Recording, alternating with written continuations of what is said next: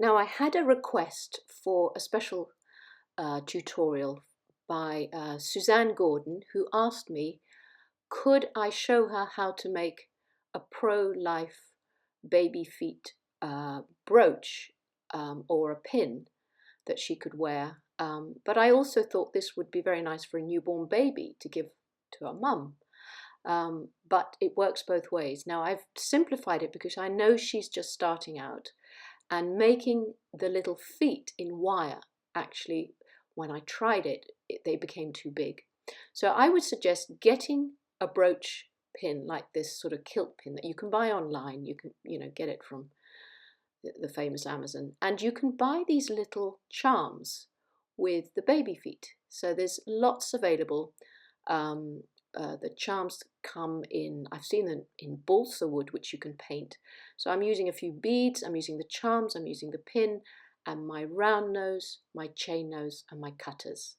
And the wire I'm going to use is 0.4 millimeter to wire on the beads.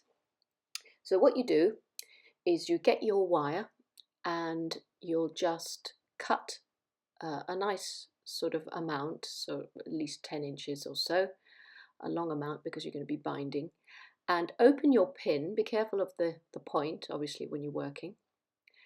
And you're going to start by connecting the wire to the base of that side of the base of the kilt pin, not the, obviously, the pin side. So leave a little tail and wrap it around as tightly as you can. Don't worry, because you can always scooch these, this up and down, so you don't have to put it in the position that you want it.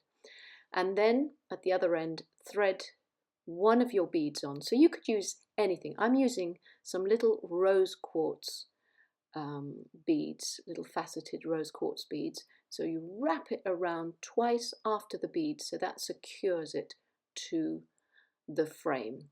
But as I say, you can use little chip stones, gemstones, you could use seed beads, you could use any beads you've got to hand, glass beads, you could use crystals. Basically, have a look in your stash, and if you're making it for someone, you could use their birthstone colour. So now I've got 2 beads on already, and I'm just getting a bit annoyed about that sort of end there. So I'm going to make a little spiral out of it. You don't have to make a spiral, you could just cut it off there and neaten the end, but I've chosen, because I always do like making spirals, make a little sort of doubled end and then roll the wire around itself really tightly, but keep it flat, and bring it up to the place that the binding has started. So that just adds another little decorative detail. But Suzanne, as you're just starting out on your wire jewelry making journey, you just can cut it off there and just make sure it's really sort of as long as it's secure. Now we're going to make a double loop here. So you're going to place the tips of your round nose pliers on the wire, wrap it around one of the tapered cones of the pliers, and then reposition your pliers again to wrap it around a second time. And the only reason I'm doing a double loop there is because the wire is so thin and I want it to be strong. So you have a doubled up loop, and just then turn that 90 degrees so that it sits at 90 degrees to the bead, so you don't see the loop, it's sort of sitting sideways. And then you're going to continue wire wrapping the beads onto the pin. So at this point it will be sort of moving around quite a lot, but you can see it makes a nice little loop sitting in between the beads, and it doesn't sort of show up like a big circle. So again, I'm going to continue wire wrapping along. So just continue with your beads, hold them by the base of the pin, wrap around nice and tight a couple of times, and then just continue all the way to the end of the pin. And that just decorates the pin and also means that the little charm that you're going to hang off will sit and not move around from the center of your kilt pin brooch. So I probably need one more bead on this one, just to fill it up so that I've got it right up to the end. And again, you can just cut the wire off at this point, and neaten it, or make a spiral. I'm leaving a little sort of an inch tail projecting, and then I make this sort of doubled end, and then I spiral the wire around that to create a little tight spiral which will hide my wrap underneath. So again, you know, you can vary it to suit whatever your skill set is, or whatever design you want to make, or whatever beads you've got to hand. There's no right or wrong. That's what I love about creative pursuits. There's no right or wrong. It's you're the art director. You can make it as you want. So now I have my row of beads, and my little link is sort of hidden in the middle amongst that, and that's where I'm going to suspend my charm. So take your charm, so we've got the little baby feet charm, and we're going to make a link to hang off that. Now the link we're going to make is not just a basic jump ring. I'm going to be using 0.8 of a millimeter, so that's 20 gauge wire. So it's the thicker wire, not the thin wire now, so it's going to be more solid. And I'm going to make a very small loop on one side, and then I'm going to wrap it again to make another small loop to make a figure of 8. So it's going to go one direction and then in the opposite direction to make that figure of 8. So that you don't have to hammer it, but it's just part of the course with me, with my whammer. I'm just going to tap it down and hammer it, and that work hardens it. But if you don't want to, that's absolutely fine. It'll still be fine. I just like everything to be really strong. So now I'm twisting one circle. I'm holding one circle and twisting the other, so that one circle sits in one direction and the other one is twisted 90 degrees. So this means I can connect into the link I made on the base of my brooch pin, and it will hang down from there. And then when I hook onto my charm, the charm will sit on the right plane and hang and be suspended in the right plane to my brooch. Otherwise it will be twisted. So you've always got to see when you're hanging or suspending something. If you don't want to make this figure of 8, you can just put 2 small jump rings in a row. So that works just as well, but this is obviously a bit more sturdy. And there you have it. You've got the pin ready for use. You can put on a jacket, on a cardigan, anything you want.